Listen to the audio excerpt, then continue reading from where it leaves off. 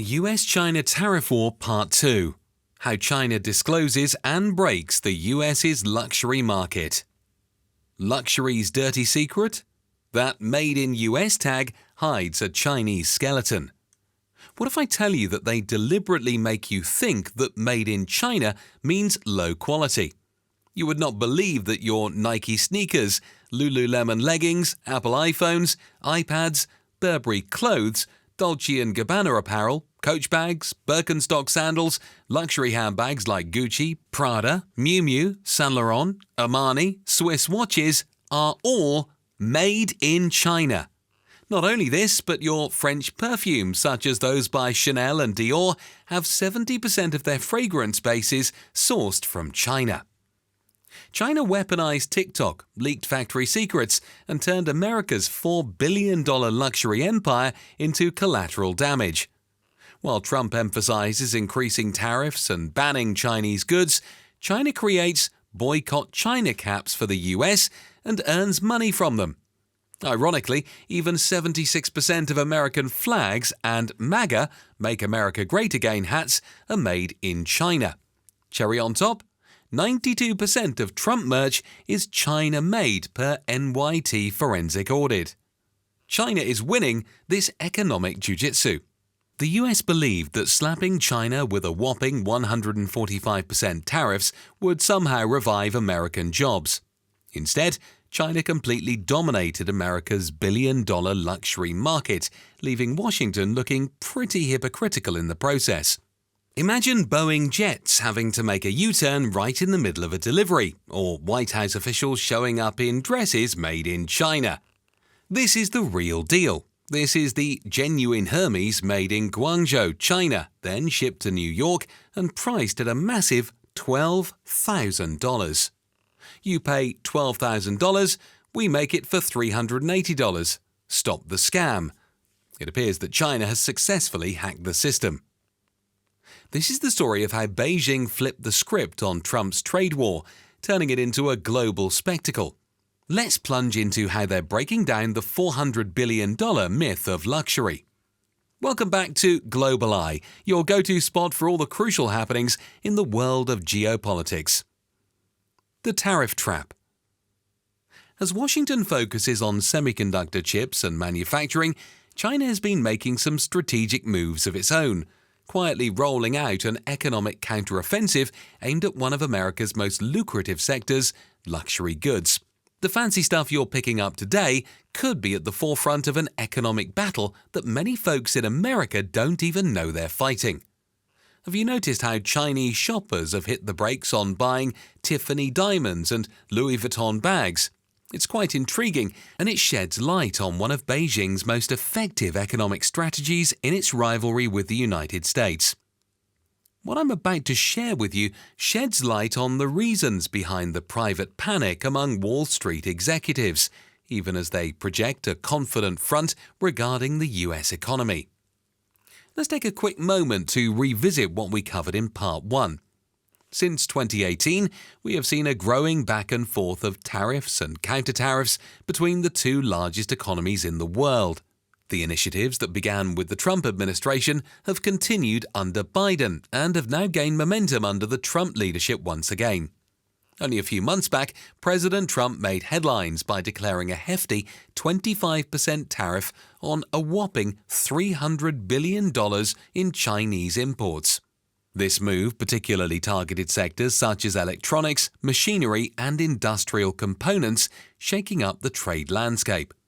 In a swift move, Beijing rolled out its tariffs just days later, focusing on American agricultural goods, especially soybeans and pork sourced from the Midwest. However, this trade war has now escalated and taken a very different turn.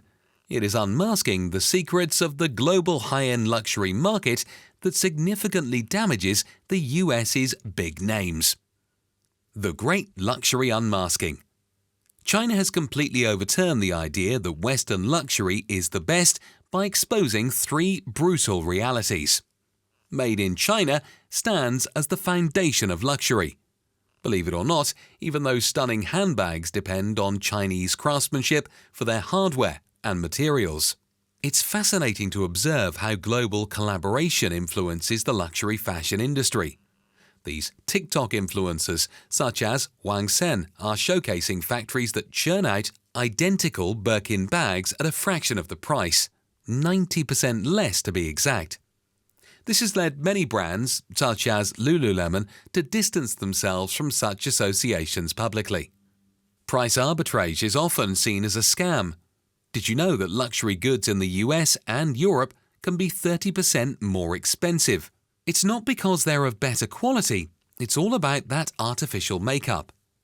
It looks like the Veblen effect is on its way out. Gen Z is leaning towards Gaochao brands such as Li Ning instead of traditional status symbols like Nike. They're all about finding value over just flaunting luxury. This trade war was ignited further when Caroline Leavitt made a statement about boycotting Chinese goods. The moment Caroline Leavitt wore the red dress at the White House podium became an unanticipated flashpoint in the U.S. China trade war, demonstrating the interconnectedness of global supply chains and how quickly political optics can backfire. Leavitt, the press secretary for the White House, appeared before the cameras on an otherwise mundane day in Washington, D.C., wearing a stunning red gown with black lace details. While she was speaking about the flourishing economy of the US and emphasizing the need to boycott China, immediate attention was drawn to the lacework by social media sleuths and critics who shared photos of comparable gowns sold on Chinese e-commerce sites. Netizens observed that this dress was made in Mabu, China.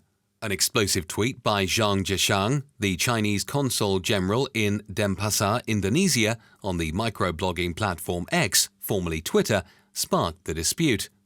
He insisted the lace was undeniably Mabu-made, having compared Leavitt's photo with images taken from Chinese social media.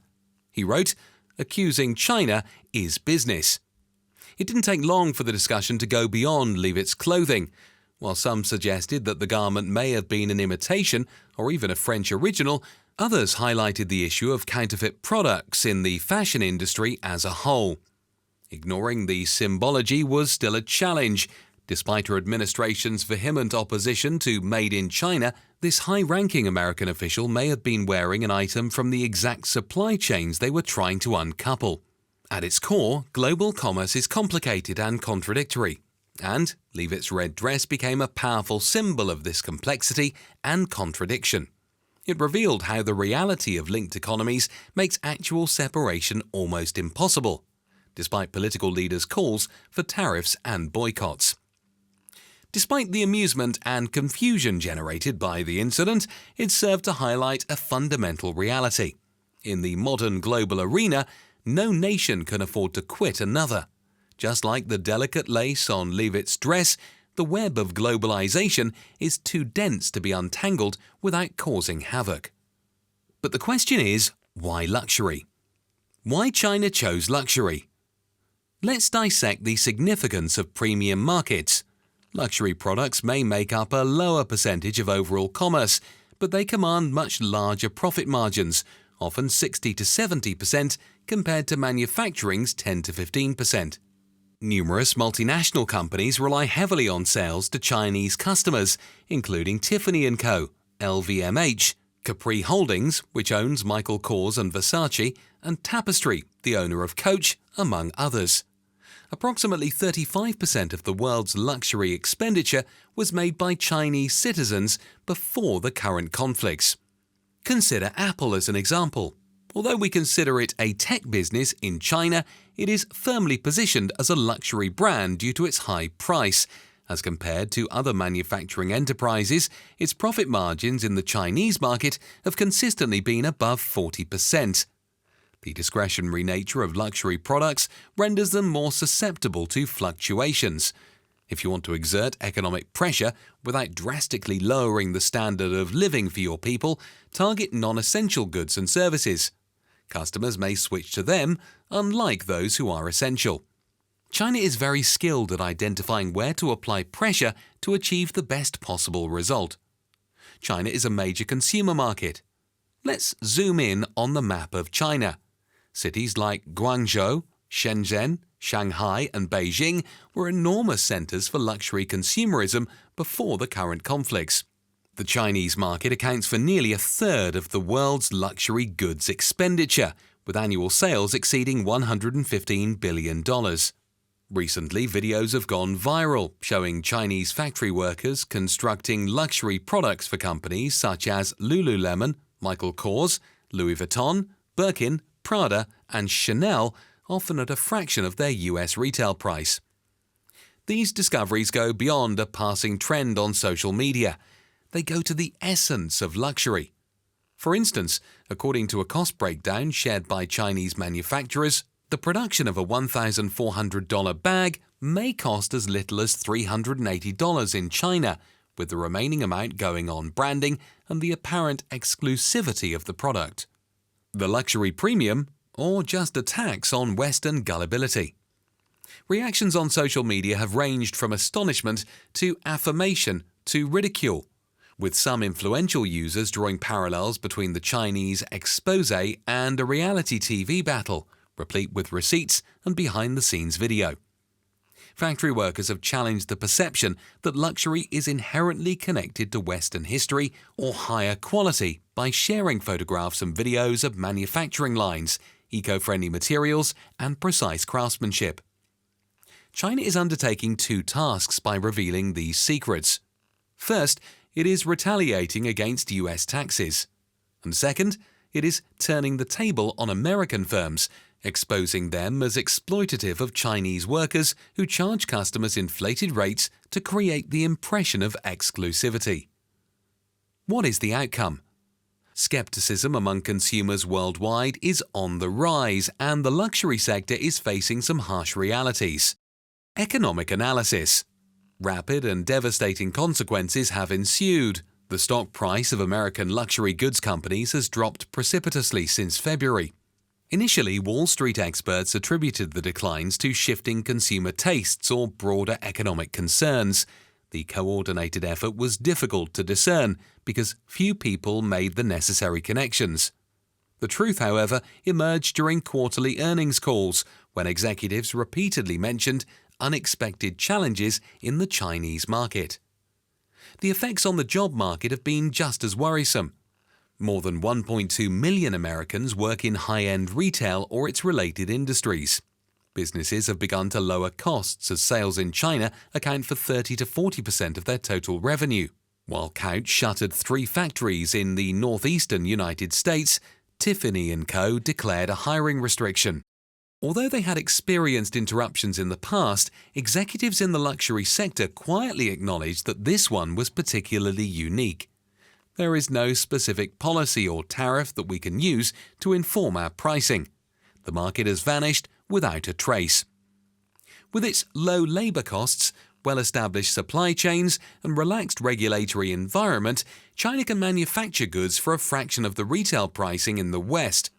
This enables them to dominate the global production of a wide range of products, from high-end luxury handbags to everyday gadgets. Chinese factories produced high-priced goods that American brands and consumers take advantage of. For example, Hermes Birkin bags cost $380 but sold for $12,000 in the US. Lululemon leggings cost $4.20 but sold for $98. And iPhones are assembled for pennies on the dollar. US firms often request tariffs to safeguard American industries while outsourcing production to China, capitalizing on the country's efficient manufacturing environment. Then they sell these things as luxury or premium with huge markups. This vicious loop perpetuates the status quo, with the United States continuing to rely on low-priced imports from China. At the same time, political discourse denounces the system that benefits these advantages. The outcome is a contradiction that highlights the interconnected realities of globalized capitalism. The United States condemns China's trade policies, while yet benefiting from its cheap labor and industrial capabilities. All in all, the mirage of Western luxury is being dismantled one thread at a time by China's industrial might. Everyone knows that the famous items from Gucci purses to Burberry trench coats and Prada shoes and the rest of the $400 billion global luxury industry are mass-produced in Chinese factory, often at a fraction of the retail costs by these brands. The idea of exclusivity has been undermined by these exposés, which factory leaks and popular TikTok videos have amplified. As a result, businesses are now faced with complex concerns about markups, labor ethics, and the actual cost of prestige. This is a paradigm change to our understanding of worth, genuineness, and globalization in general. It has nothing to do with shoes or purses. In an era where openness is more important than tradition, the luxury business must adapt to keep pace with discerning customers. If you like the video, share your thoughts with us and subscribe to our channel now. Thank you for watching. This is Global Eye, helping you see the world more clearly.